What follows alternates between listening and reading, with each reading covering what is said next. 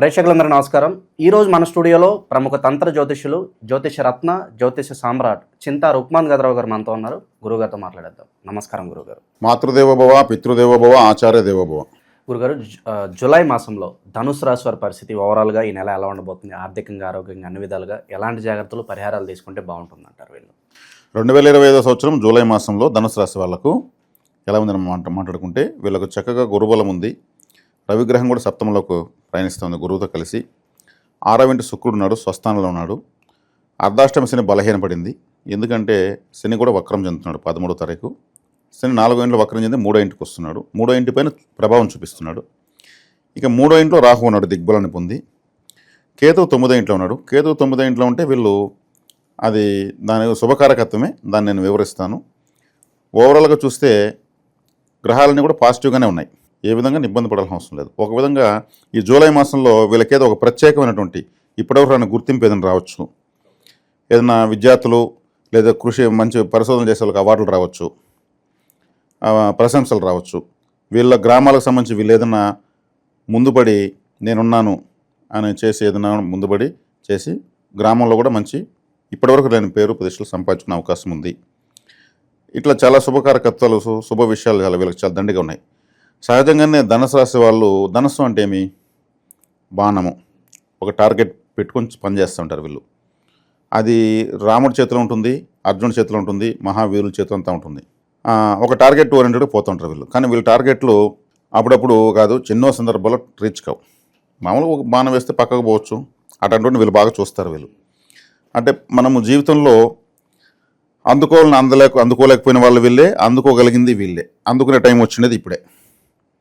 అందుకే చెప్తున్నాను, మంచి గుర్తింపు రావడము, ప్రశంసలు రావడము జూలై మాసంలో ఇప్పటి వరకు లేనటువంటి ఏదన్నా ఒక తృప్తి కలిగించేటువంటి ఒక సందర్భం. సో పెండింగ్లో ఉన్న పనులన్నీ కూడా పూర్తి అవకాశాలు ఉంటాయి.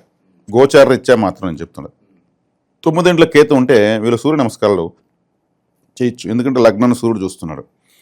వేడి చేయొచ్చు. వేడి చేసి ఎక్కువగా హీట్ అవ్వచ్చు. నోరు పొంగిపోవడము, కడుపులో వేడి చేయడము ఇటువంటి. సూర్యుడు డైరెక్ట్గా రాశిని చూస్తాడు కాబట్టి సూర్యుడు ఈ లగ్నానికి, ఈ రాశికి రాజయోగకారకుడు, శుభగ్రహం. గురువుతో కలిశాడు. అస్తంగత్వం గురువు అంటారు. అస్తంగత్వం అయినా కానీ రాశ్యాధిపతి, భాగ్యాధిపతి అంటే చతుర్థ భాగ్యాధిపతులు కలవడం, అది ఒక విధమైనటువంటి రాజయోగం. వీళ్ళకి ఏదన్నా వీళ్ళ యొక్క కృషికి తగిన ఫలితాన్ని చూపించడంలో సూర్యుడు అంటే ఓపెన్ ప్లానెట్, ప్రపంచం అంతా కనిపిస్తాడు. ఆ ఓపెన్ ప్లానెట్ ఇప్పుడు రాశిని చూస్తుంది. ఇప్పుడు గురువు అస్తంగత్వం జన గురువు ఇచ్చే ఫలితాన్ని రవి ఇచ్చేస్తాడు. వీళ్ళ టార్గెట్లు ఎప్పుడో రీచ్ చేయండి, దానికి గుర్తింపు రాని ఇప్పుడు కావాలంటే వస్తాయి. అంటే వెలుగులోకి వస్తారు. 3వ ఇంట్లో రాహు ఉన్నాడు. 3వ ఇంట్లో రాహుకి మంచి స్థితే. 3, 6, 11 స్థానాలు. 3, 6, 10, 11 రాహు గొప్పడే. 9లో కేతు కాబట్టి 9వ స్థానం అంటే ఆలయం, 9వ స్థానం అంటే గురువు, 9వ స్థానం అంటే తండ్రి. పితృకారకుడు చూస్తున్నాడు. అక్కడ కేతు ఉన్నాడు, మోక్షకారకుడు. కాబట్టి ఎక్కువగా ఆలయ సందర్శన చేయడము. ఏ ఆలయమే పర్వాలేదు గురుగారు? ఏ ఆలయం అంటే శివాలయం. శివాలయానికి వెళ్ళడం చాలా మంచిది. పితృ ఆరాధన చేయడం మంచిది. పూర్వీకులకు వీళ్ళ ఇంట్లో బాగా బతికినటువంటి వాళ్ళు 2 ఫోటోలు కనీసం హాల్లో పెట్టుకోవాలి ధనుసు రాశి వాళ్ళు. కాబట్టి వీళ్ళకు ఇప్పుడు అన్ని రకాల శుభసూచనలు. 6వ ఇంట్లో శుక్రుడు ఉన్నాడు. 6వ ఇంట్లో శుక్రుడు ఉంటే స్వస్థానంలో ఉన్నాడు. 6వ ఇంటి వాడు 6వ ఇంట్లోనూ స్వస్థానం. సొంత ఇంట్లో ఉన్న గ్రహం రాజయోగమే. ఆ శత్రువైనా పర్లేదు. కాబట్టి వీళ్ళకు వృత్తి, ఉద్యోగ రీత్యా, వ్యాపార రీత్యా, శుభకార్యాల రీత్యా అన్ని విధాలా బాగుంది. సో కనబడిన శత్రువులు కావచ్చు, అయిన వాళ్ళే నమ్మక ద్రోహం చేయడం, ఇలాంటి సంఘటనలు ఏమైనా కనిపిస్తున్నాయి అంటారా? ఇది జనరల్గా లైఫ్ టైం ఉంటారండి ఇటువంటి వాళ్ళు. ప్రతి ఒక్కరికి ఉంటారు. అంటే ఒక వ్యక్తి ఉన్నాడు లేదా కొంతమంది ఉన్నారంటే వాళ్ళ కోసం, వాళ్ళు ద్వేషించేదానికి, దూషించేదానికి కొన్ని కుటుంబాలు దేవుడు పుట్టిస్తాడు. వాళ్ళు బాగున్నా వీళ్ళకి బాధే, వీళ్ళు బాగలేకపోయినా బాధే. ఎటు తిరిగి వాళ్ళని చూస్తే వీళ్ళకి బాధ అని ఉంటారు. కానీ ఈ టైంలో రవిగ్రహం బాగుండడము, గురువు బాగుండడము, శుక్రుడు బాగుండడము, అదేవిధంగా రాహు బాగుండడము, కేతు బాగుండడం ఉన్నప్పుడు ఇప్పుడు ఓవర్ లైటింగ్ 1000 క్యాండిల్స్ లైట్లో ఒక 0 లైట్ పెడితే ఇది కనిపిస్తుందా? కనిపించదు. అలా ఉంది ఇప్పుడు వీళ్ళ పరిస్థితి. వీళ్ళ శత్రువులకు అసలు కనిపించరు. వాళ్ళ కళ్ళకు మసకబారుతాయి వీళ్ళ వైపు చూడాలంటే కూడా. కాబట్టి వీళ్ళకి గుర్తింపు రావడం కూడా వాళ్ళకు ఈర్ష్య.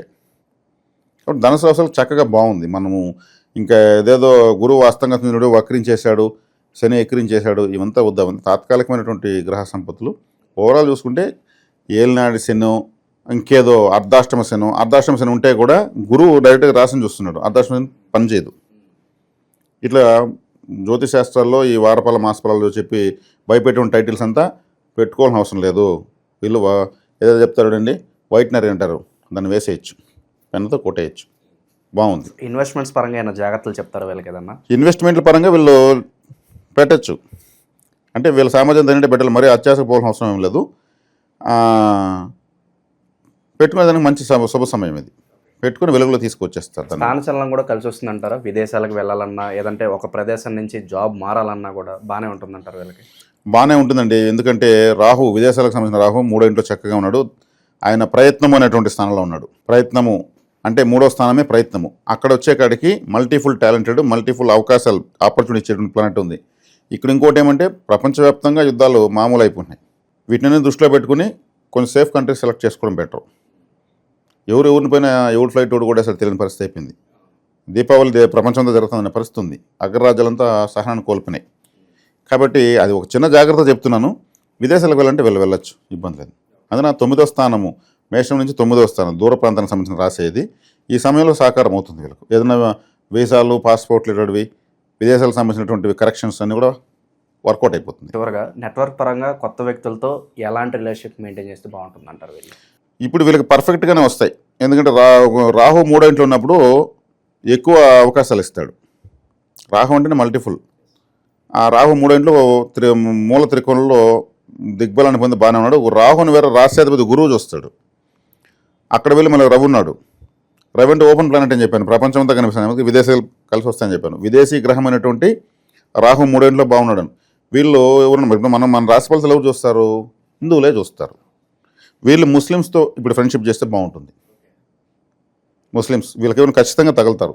లేదు వీళ్ళు ఒక మసీదు సమీపంలోనో, లేదు ఒక మదర్సా సమీపంలోనో, లేదు ఇంకా దానికి సంబంధ కారకత్వం ఎక్కువ ఒకటి తగులుతుంది వీళ్ళకి. ఇప్పుడు రాహు 3వ ఇంట్లో, రాహు అంటే ముస్లిం గ్రహం, దానివల్ల బెనిఫిట్ కూడా ఉంటుంది వీళ్ళకు.